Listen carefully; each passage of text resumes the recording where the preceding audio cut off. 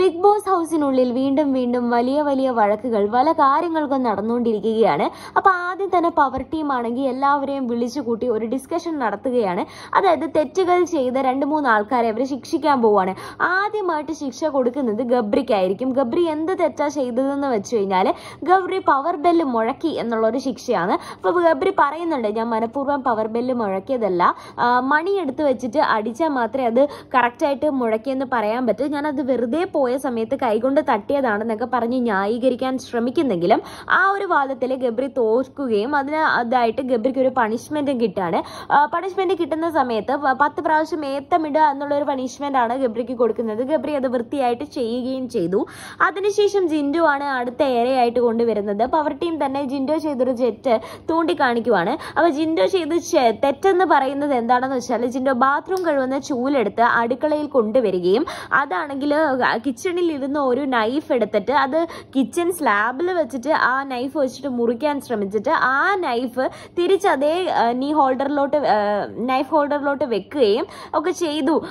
അതുപോലെ തന്നെ ആ ഒരു ചൂല് കൊണ്ടുവന്ന് ആ ഒരു പാത്രം കഴുകുന്ന സ്ഥലത്തൊക്കെ വെച്ചു എന്നൊക്കെ പറഞ്ഞിട്ടാണ് ഈ ഒരു ആരോപണം എന്നുള്ളത്. ജിൻഡോ ആണെങ്കിൽ അത് അംഗീകരിക്കുന്നില്ല. ജിൻഡോ തന്റെ കാര്യം പറഞ്ഞിട്ട് ഇതുപോലെ ന്യായീകരിക്കാൻ ശ്രമിക്കുന്നുണ്ട്. അദ്ദേഹം അത് മുറിച്ചിട്ടില്ലെന്നും അങ്ങനെ പല പല കാര്യങ്ങൾ പറഞ്ഞിട്ട് അത് ന്യായീകരിക്കാൻ ശ്രമിക്കുന്നുണ്ട്. പക്ഷേ അതൊന്നും കേൾക്കാനാവാത്ത ഈ ഒരു പവർ ടീം മറ്റംഗങ്ങളെ 2 പേര്, റസ്മിൻ ബായു അർജുൻ ഉണ്ടല്ലോ, അവർ 2 പേരും പോയിട്ട് ജിൻഡോയെ പാത്രം കഴുകണം, എല്ലാ പാത്രങ്ങളും ഒരു പ്രാവശ്യം ചൂടുവെള്ളത്തിൽ കഴുകണം എന്നൊരു പണിഷ്മെന്റ് ആണ് കൊടുക്കുന്നത്. പക്ഷെ എനിക്ക് മനസ്സിലാവാത്തൊരു കാര്യം, ഗബ്രിയുടെ കാര്യം വന്നപ്പോൾ ഒരു വളരെ ചെറിയ പണിഷ്മെന്റ് മാത്രം, അതായത് ഏത്തമിട്ടാൽ മതി എന്ന് പറഞ്ഞ ആൾക്കാർക്ക് എന്തുകൊണ്ട് ജിൻഡോയ്ക്ക് മാത്രം ഒരു കഠിനമായ പണിഷ്മെന്റ്സ് കൊടുക്കുന്നു എന്നുള്ളൊരു കാര്യം എനിക്ക് മനസ്സിലാവുന്നില്ല, ഇതുവരെയും ബോധ്യമായിട്ടില്ല. ഒരാളുടെ ടാർഗറ്റ് ചെയ്ത് അവിടെ ഭയങ്കരമായിട്ട് അദ്ദേഹത്തിന് പണിഷ്മെന്റ് കൊടുക്കുന്നത് പോലെ തോന്നിയിട്ടുണ്ട്. പിന്നെ ജിൻഡോയുടെ കയ്യിലിരിപ്പ് ശരിയല്ല. തൻ്റെതായ ഒരു ഭാഗത്തു നിന്നൊരു തെറ്റ് സംഭവിച്ചിട്ടുണ്ടെങ്കിൽ അത് സമ്മതിക്കാതെ മറ്റേതെങ്കിലും ഒരു കുറ്റം കണ്ടുപിടിച്ച്, അതായത് മറ്റൊരാളിൽ ഒരു കുറ്റം കണ്ടുപിടിച്ച് അവർക്ക് ഒരു ശിക്ഷ കൊടുക്കുക എന്നുള്ളതാണ് ഒരു ജിൻഡോയുടെ ഒരു പ്രകൃതം എന്ന് എനിക്ക് ഇതുവരെ തോന്നിയിട്ടുള്ളത്. അതായത് ഇപ്പൊ മറ്റൊരാളുടെ ഒരു തെറ്റ്, തൻ്റെ ഒരു തെറ്റിനെ കുറിച്ച് മറ്റുള്ളവർ സമ്മതിക്കുന്ന സമയത്ത് അത് അംഗീകരിക്കാതെ മറ്റാരെങ്കിലും തരയിലും മറ്റൊരു കുറ്റം കെട്ടിവെക്കുക എന്നുള്ളത് ജിൻഡോയുടെ ഒരു ഹോബി തന്നെയാണ്. അപ്പം ജിൻഡോ ഇപ്പൊ ചൂണ്ടിക്കാണിക്കുന്ന ഒരു പ്രശ്നം എന്ന് വെച്ചാൽ ജാസ്മിന്റെ അടിവസ്ത്രങ്ങളും കാര്യങ്ങളും കൊണ്ടുവന്നിരിക്കുന്ന ടേബിളിന് അവിടെ ഇരിക്കുന്ന ചെയറിന്റെ അവിടെ വെച്ചു. അതാണ് ഇപ്പം ജിൻഡോയുടെ പ്രശ്നം എന്ന് പറയുന്നത്. അപ്പൊ ജിൻഡോ പറയുന്നത് ജാസ്മിൻ ലാലേട്ടനുള്ള എപ്പിസോഡിൽ തന്നെ പറഞ്ഞു, ജാസ്മിൻ 2 ദിവസം കൂടുമ്പോഴേ കുളിക്കത്തുള്ളൂ. അപ്പൊ അത്രയും വൃത്തിയില്ലാത്ത അടിവസ്ത്രങ്ങൾ പോലും അവിടെ എന്തിനാണ് കൊണ്ടുവെക്കുന്നത് എന്നൊരു ചോദ്യമാണ് ജിൻഡോ ഇതുപോലെ ഉന്നയിച്ചിരിക്കുന്നത്. അപ്പൊ ജാസ്മിൻ ആണെങ്കിൽ ുന്നുണ്ട് കയറി, നിങ്ങൾ എന്തുവാടോ മനുഷ്യ അനാവശ്യം പറയുന്നത്, ഞാൻ കുളിക്കാൻ വേണ്ടി പോയല്ലേ, അതുകൊണ്ടല്ലേ എന്റെ ഡ്രസ്സ് അവിടെ വെച്ചിരുന്നത്, നിങ്ങളോട് ആരത് തുറന്നു നോക്കാൻ പറഞ്ഞത്, നിങ്ങളെന്ത് വൃത്തികെട്ട മനുഷ്യനാ, പെണ്ണുങ്ങളുടെ അടിവസ്ത്രം തുറന്നു നോക്കാൻ നിങ്ങൾക്ക് നാണമില്ലേ എന്നൊക്കെ പറഞ്ഞ് ജാസ്മിൻ പച്ചയ്ക്ക് ജിൻഡോനെ പറയുന്നുണ്ട്.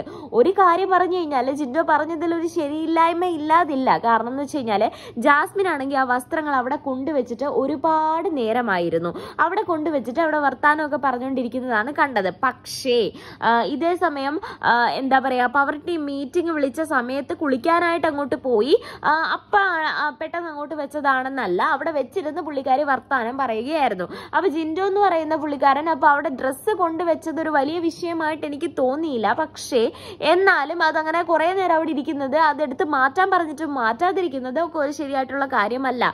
അപ്പൊ ഇതുപോലെ തന്നെ ജാസ്മിന്റെ ആ ഒരു റിയാക്ഷൻ ഭയങ്കര വൾഗർ ആയിട്ടുള്ള റിയാക്ഷൻ ആണ്. നിങ്ങൾ എന്ത് വൃത്തിയാടാ പറയുന്നത്, എന്റെ അടിവസ്ത്രമാണോ എടുത്ത് നോക്കുന്നത്, അങ്ങനെ ജാസ്മിന്റെ ഭാഷ എന്ന് പറഞ്ഞാൽ നമ്മൾ പലപ്പോഴും പറഞ്ഞൊരു കാര്യം തന്നെയാണ്. ഭയങ്കര താഴ്ന്ന രീതിയിലാണ് ജാസ്മിൻ വാക്കുകൾ ഉപയോഗിക്കുന്നത്.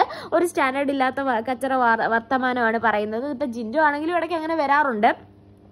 അപ്പൊ 2 പേരും തമ്മിലുള്ള ഒരു പ്രശ്നം ഭയങ്കരമായിട്ട് രൂക്ഷമാവുന്നുണ്ട്. അപ്പൊ ഹൗസ് അംഗങ്ങളെല്ലാം പോയിട്ട് ജിൻഡോനെ ഈ ഒരു കാര്യം പറഞ്ഞ് അറ്റാക്ക് ചെയ്യുവാണ്. അപ്പൊ ജാസ്മിൻ ആണെങ്കിൽ ഇങ്ങനെ പറയുന്നുണ്ട്, എനിക്ക് വട്ട് പിടിച്ചാൽ ഞാൻ എന്താ ചെയ്യുന്നതെന്ന് എനിക്ക് തന്നെ അറിയത്തില്ല, നിങ്ങളെ ഞാൻ അങ്ങനെ ചെയ്യും, നിങ്ങളെ ഞാൻ കൊന്നുകളയും എന്നുള്ള രീതിയിൽ ഭയങ്കരമായിട്ട് ജിൻഡോനെ ഭീഷണിപ്പെടുത്തുന്നുണ്ട്. ജിൻഡോ ആണെങ്കിൽ ആ ഭീഷണിയിലൊന്നും വഴങ്ങുന്നില്ല, വളരെ കൂളായിട്ട് തന്നെയായിരിക്കും ജാസ്മിനെ തിരിച്ചു തെറി പറയുന്നത്. പക്ഷെ എല്ലാവരും ജിൻഡോയ്ക്ക് എതിരെ അങ്ങ് തിരിയാണ്. ജിൻഡോ വൃത്തിയോട് പറഞ്ഞു, അങ്ങനെ പറഞ്ഞു, ഇങ്ങനെ പറഞ്ഞു എന്നൊക്കെ പറഞ്ഞു പറഞ്ഞിട്ട് എല്ലാവരും ജിൻഡോയ്ക്കെതിരെ തിരിയുന്നുണ്ട്. ഇതേ സമയം ജാസ്മിൻ മറ്റൊരു വിഷയം അവിടെ എടുത്തിടുകയാണ്. വിഷയം എന്താണെന്ന് വെച്ചാൽ ലാലേട്ടൻ വന്നൊരു എപ്പിസോഡിൽ ഇതുപോലെ ജിൻഡോ പറഞ്ഞായിരുന്നു, അതായത് ജാസ്മിൻ ആണെങ്കിൽ ഡ്രസ്സ് മാറുന്ന ആ ഒരു ഡ്രസ്സിംഗ് റൂമിൽ ഇരിക്കുന്ന സമയത്ത് ഗബ്രി അതിന്റെ പുറത്ത് വന്നിരുന്നതും അതിനോടനുബന്ധിച്ച് ബിഗ് ബോസ് ഒരു അനൗൺസ്മെന്റ് നടത്തിയതും ഡ്രസ്സിംഗ് റൂം മൈക്ക് ഊരി വെച്ച് സംസാരിക്കാനുള്ള ഇടമല്ലെന്ന് ബിഗ് ബോസ് അനൗൺസ് ചെയ്തായിരുന്നു. അപ്പൊ ആ ഒരു സംഭവത്തെയാണ് ഇപ്പോ ജാസ്മിൻ പറയുന്നത്. അതായത് ജിൻഡോ ആണെങ്കിൽ ജാസ്മിനോട് ഒരു ദിവസം വന്ന് പറഞ്ഞു, ഇങ്ങനെ പറഞ്ഞില്ലേ, അതായത് ഡ്രസ്സിംഗ് റൂമിലെ കാര്യം, ജാസ്മിൻ ഡ്രസ്സ് മാറുന്നത് കാണാൻ വേണ്ടിയിട്ടാണ് ഗബ്രി അവിടെ വന്നിരുന്നതെന്നും അതിനപ്പുറം വല്ലതും ഉണ്ടോ എന്നിങ്ങനെ അത് നോറയും ശരണ്യയും പറഞ്ഞതായിട്ട് ജിൻഡോ ഇങ്ങനെ പോയിട്ട് ജാസ്മിനോട് പറഞ്ഞു. അപ്പൊ ജിൻഡോയ്ക്ക് കൊടുത്ത വാക്കിന് മൂലം ജാസ്മിൻ ഇത് ആരോടും ചോദിച്ചില്ല. പക്ഷെ തലേ ദിവസം ഇതിനെപ്പറ്റി ഗബ്രിയോട് തുറന്ന് സംസാരിക്കുകയും ഇത്തരം ഒരു കാര്യം പബ്ലിക്കായിട്ട് പറഞ്ഞത് ജിൻഡോ ആണെന്നും മറിച്ച് നോറ അല്ലെന്നും ഒക്കെ പറയുന്നുണ്ട്. അപ്പൊ ആ ഒരു കാര്യത്തിൽ എന്താണ് ജിൻഡോയുടെ എക്സ്പ്ലനേഷൻ എന്ന് ചോദിക്കുന്ന സമയത്ത് ജിൻഡോ പറയുന്നുണ്ട്, അംഗീകരിക്കുന്നുണ്ട്. ബേസിക്കലി ജിൻഡോയുടെ ഒരു വലിയ ഒരു തെറ്റെന്ന് പറയുന്നത് അനാവശ്യങ്ങൾ ഇങ്ങനെ പറഞ്ഞിട്ട് അത് സമ്മതിക്കാതിരിക്കുക, കള്ളത്തരം പറയാന്നുള്ളൊരു കാര്യമാണ്. പക്ഷെ ഈ ഒരു സാഹചര്യത്തിൽ ജിൻഡോ മറ്റു വഴികളില്ലാതെ അത് പറഞ്ഞിട്ടുണ്ടെന്ന് അംഗീകരിക്കുകയാണ്. അപ്പൊ അങ്ങനെ അതോടെ കേട്ടപ്പോഴത്തേക്കിന് ജാസ്മിൻ ഭയങ്കരമായിട്ട് കലിപ്പാവുന്നുണ്ട്. നിങ്ങൾക്ക് പല പ്രാവശ്യം ഞാൻ ക്ഷമിക്കുവാണ്, പക്ഷെ ഒരാളെ പോലെ കണ്ടിട്ട് നിങ്ങൾ ഈ കാണിക്കുന്ന തെണ്ടിത്തരമൊക്കെ ഭയങ്കര ഇതാണ് എന്നൊക്കെ പറഞ്ഞിട്ട് ഭയങ്കരമായിട്ട് ഇത് പറയുന്നുണ്ട്. നിങ്ങളാണെങ്കിൽ അടിവസ്ത്രം ഒന്നും കണ്ടിട്ടില്ലയോ, അവിടെ ആണെങ്കിൽ ശരിക്കും പറഞ്ഞു കഴിഞ്ഞാൽ ജാസ്മിന്റെ ഡ്രസ്സ് ഒരു ടവലിൽ മൂടി വെച്ചിരുന്നതാണ്. അപ്പൊ ജിൻഡോ പോയിട്ട് അപ്പൊ എത്ര തന്നെ ആണെങ്കിലും ശരി തന്നെ ഒരാൾ വെച്ചിരിക്കുന്ന സാധനം എടുത്ത് മാറ്റാൻ പറയാം, പക്ഷേ അത് പോയി അത് മറ്റൊരാളുടെ വസ്ത്രം, അതൊരു പെൺകുട്ടിയുടെ വസ്ത്രം എന്ന നിലയിൽ അത് പോയി എടുത്ത് തുറന്നരിച്ച് പറക്കി നോക്കുന്നത് ഒരു ശരിയായ കാര്യമായിട്ട് എനിക്ക് പേഴ്സണലി തോന്നിയില്ല. പിന്നെ ജാസ്മിൻ റിയാക്ട് ചെയ്ത രീതിയും അത്ര ശരിയല്ല. അപ്പൊ അവർ തമ്മിൽ അങ്ങനെ ആ ഒരു ക്ലാഷ് നടന്നുകൊണ്ടിരിക്കുകയാണ്. അപ്പൊ ഇതേ സമയം നോറയാണെങ്കിൽ അകത്ത് പോയിരുന്ന് ഇങ്ങനെ പറയുന്നുണ്ട്, നിനക്കൊരു കാര്യം അറിയാമോ, ഈ ജാസ്മിൻ ഉണ്ടല്ലോ വെറും പട്ടിഷോയാ, അവൾ വെറുതെ കിടന്ന് ഓവറാക്കുക, ഡ്രാമ കളിക്കും. അവൾ എന്തിനിങ്ങനെ ഡ്രാമ കളിക്കുന്നതെന്ന് എനിക്ക് അറിയത്തില്ല. അവളുടെ അച്ഛൻ വീട്ടിൽ നിന്ന് വിളിച്ച ദിവസമില്ലേ, ഉപ്പ വിളിച്ച ദിവസം, അന്നാണെങ്കിൽ അവൾക്ക് ഉപ്പയ്ക്ക് വയ്യ അതാ ഇതെന്നെല്ലാം പറഞ്ഞ് കരച്ചിൽ കാണിച്ച്. പിറ്റേ ദിവസം അവളാണെങ്കിൽ മേക്കപ്പ് ഇട്ട് നടക്കുമായിരുന്നു. സ്വന്തം ഉപ്പയ്ക്ക് വയ്യാതായിരിക്കുമ്പോൾ ആർക്കെങ്കിലും മേക്കപ്പ് ഇട്ട് നടക്കാൻ പറ്റുമോ എന്നൊക്കെ പറഞ്ഞിട്ട് നോറയാണെങ്കിൽ ജാസ്മിനെ കുറിച്ച് ഓരോന്ന് പറയാണ്. പിന്നീട് ഇതുപോലെ ജാസ്മിൻ ആണെങ്കിൽ കിച്ചണിൽ കുക്ക് ചെയ്തുകൊണ്ടിരിക്കുന്ന സമയത്ത് ജിൻഡോ അവിടെ ചെല്ലുന്നുണ്ട്. ജിൻഡോ അവിടെ ചെന്നിട്ട് ജാസ്മിനോട് ഇങ്ങനെ പറയാണ്, നീ എന്തിനാ നിന്റെ അടിവസ്ത്രങ്ങൾ അവിടെ നിന്ന് കൊണ്ടുവച്ചത്? അപ്പം ജാസ്മിൻ ചോദിക്കുന്നുണ്ട്, അതെന്തിനാ നിങ്ങൾ പൊക്കി നോക്കാൻ പോയത്, അതുകൊണ്ടല്ലേ ഇത്ര പ്രശ്നമായെന്ന്. അപ്പൊ ജിൻഡോ പറയാണ്, ഞാൻ ആ അടിവസ്ത്രങ്ങളല്ലേ പൊക്കി നോക്കിയുള്ളൂ, അല്ലാതെ നിന്റെ തുണിയൊന്നും പൊക്കി നോക്കിയില്ലല്ലോ എന്നൊരു കാര്യമാണ് പറയുന്നത്. ഭയങ്കര ഒരു വൃത്തികെട്ട വാചകമായിട്ട് എനിക്ക് തോന്നി, അങ്ങനൊന്നും പറയേണ്ട ആവശ്യമില്ലായിരുന്നു. അപ്പൊ അത് കേട്ടതും ജാസ്മിന് വീണ്ടും കലിയിളകുവാണ്, നിങ്ങൾ എന്ത് വൃത്തിയായിട്ടാ മനുഷ്യ മറിഞ്ഞ് തുണി പൊക്കി കാണിച്ചെന്നോ അങ്ങനെ അങ്ങനെ അങ്ങനെ പറഞ്ഞിട്ട് എല്ലാവരും കൂടെ ഗബ്രിയും കൂടെ വന്നിട്ട് ഇങ്ങനെ ഭയങ്കര പ്രശ്നമാവുന്നുണ്ട്. അവിടെ മൊത്തത്തിൽ കലഹം, എല്ലാവരും ജിൻഡോനെ അറ്റാക്ക് ചെയ്യാണ്. നിങ്ങൾക്ക് നോക്കിയും കണ്ടൊക്കെ സംസാരിച്ചൂടെ, എന്തൊക്കെ വൃത്തിയേടാണ് ഈ ഓരോ കാര്യത്തിൽ പറയാൻ പോകുന്നത്, അങ്ങനെയൊക്കെ ഒരുപാട് ആൾക്കാർ ഇങ്ങനെ പറയുന്നുണ്ട്. അപ്പൊ പറയുന്ന സമയത്തിൽ ജിൻഡോ ഗബ്രി വന്നിട്ടാണെങ്കിൽ ജിൻഡോനെ ഭയങ്കര മോശമായിട്ട് പറയുന്നുണ്ട്, ഇയാൾക്ക് സെക്ഷൽ ഫ്രസ്ട്രേഷൻ ആണ്, ഇയാൾ എന്ത് വൃത്തിയേടുകളൊക്കെയാണ് കാണിക്കുന്നത്, ഇയാൾ പെണ്ണുങ്ങളോടും ഇങ്ങനെ തന്നെയാണ് കാണിക്കുന്നത്, അതുപോലെ ആണുങ്ങളോടും കാണിക്കുന്ന രീതിയോട് എനിക്ക് സംശയമുണ്ട്. അവിടെ ആ ഒരു ഗബ്രി പറയുന്നൊരു കാര്യം എന്ന് വെച്ചാൽ ജിൻഡോ ആണെങ്കിൽ തന്നെ ഒരുപാട് സമയത്ത് ബാഡ് ടച്ച് ചെയ്യാറുണ്ട് എന്ന് ജിൻഡോയുടെ മുഖത്ത് നോക്കി തന്നെ പറയുകയാണ്. നിങ്ങൾ എന്നെ പല രീതിയിലും നോക്കാറും പിടിക്കാറും ഒക്കെ ഉണ്ട്, അതെനിക്ക് ഇഷ്ടപ്പെടുന്നില്ല, നിങ്ങൾക്ക് സെക്ഷൽ ഫ്രസ്ട്രേഷൻ ഒരുപാട് കൂടുതലാണ്, അതൊക്കെ ഉള്ള രീതിയിലാണ് ഈ പറഞ്ഞ ഗബ്രി സംസാരിക്കുന്നത്. അപ്പൊ ഗബ്രി സംസാരിക്കുന്ന സമയത്ത് ജിൻഡോയ്ക്ക് തീരെ ഇഷ്ടപ്പെടുന്നില്ല. അപ്പൊ ജിൻഡോയ്ക്ക് എന്തെങ്കിലും പുറത്ത് പറഞ്ഞേ പറ്റൂ, പക്ഷേ എന്താ പറയേണ്ടത് പുള്ളിക്കാരൻ അറിഞ്ഞൂടാ. അതുകൊണ്ട് വായി തോന്നി അങ്ങ് പറയുവാണ്, ഇതുപോലെ ഗബ്രി കാണാൻ പെണ്ണുങ്ങളെ പോലെയാണ്, പെണ്ണുങ്ങളുടെ ശരീരമാണ് എന്നൊക്കെ പറഞ്ഞൊരു പ്രസ്താവന അവിടെ നടത്തുന്നുണ്ട്. അതെന്താ പറഞ്ഞ കയ്യിലിരുന്ന കാര്യങ്ങൾ മൊത്തം വിട്ടുപോകുന്നൊരവസ്ഥയാണ് അവിടെ വരുന്നത്. കാര്യം പറയുന്നത് എന്താണെന്നൊരു ബോധമില്ലാതെ വായി തോന്നിയതാണ് അദ്ദേഹം വിളിച്ച് പറഞ്ഞുകൊണ്ടിരിക്കുന്നത്.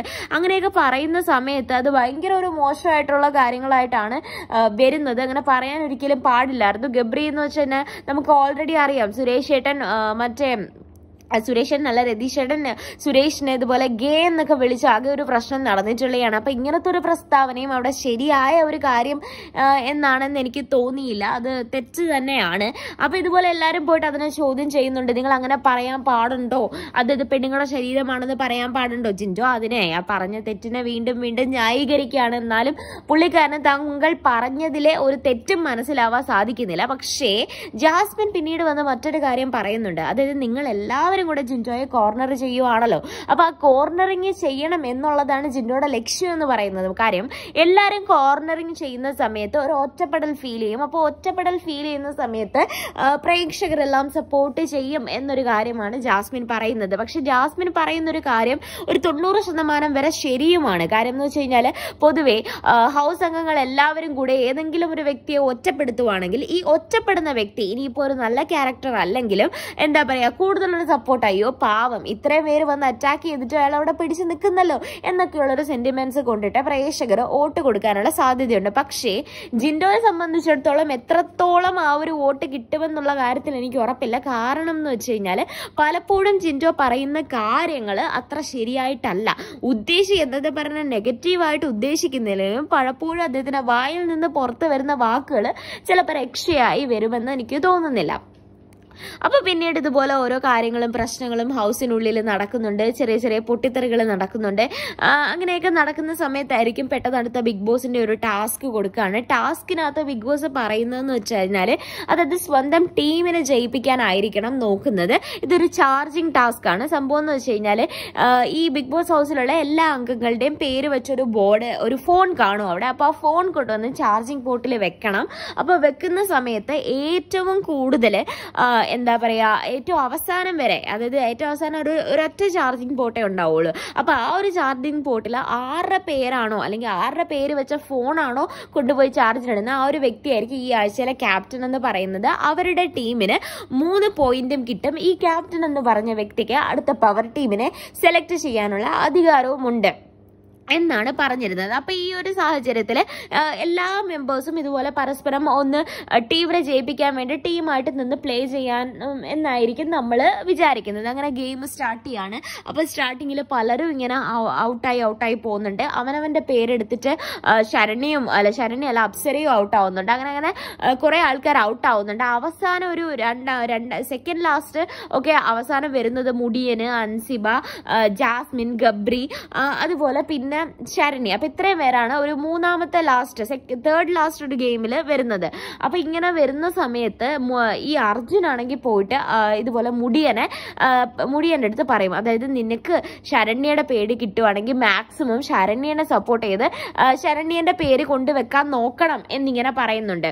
അപ്പം ഒരു ടീമിലുള്ള ആൾക്ക് മറ്റൊരു സ്വന്തം പേരെടുക്കാൻ പറ്റില്ലല്ലോ, മറ്റൊരു ആളെ മാത്രമല്ലേ ചൂസ് ചെയ്യാൻ പറ്റത്തുള്ളൂ.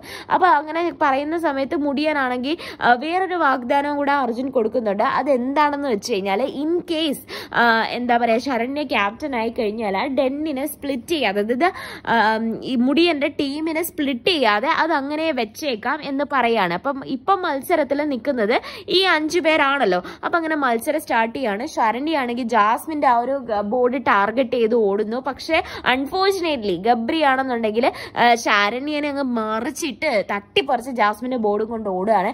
അവസാനം വന്ന സമയത്ത് മുടിയനാണെങ്കിൽ എടുക്കുന്നത് ശരണ്യയുടെ ആയിരിക്കും.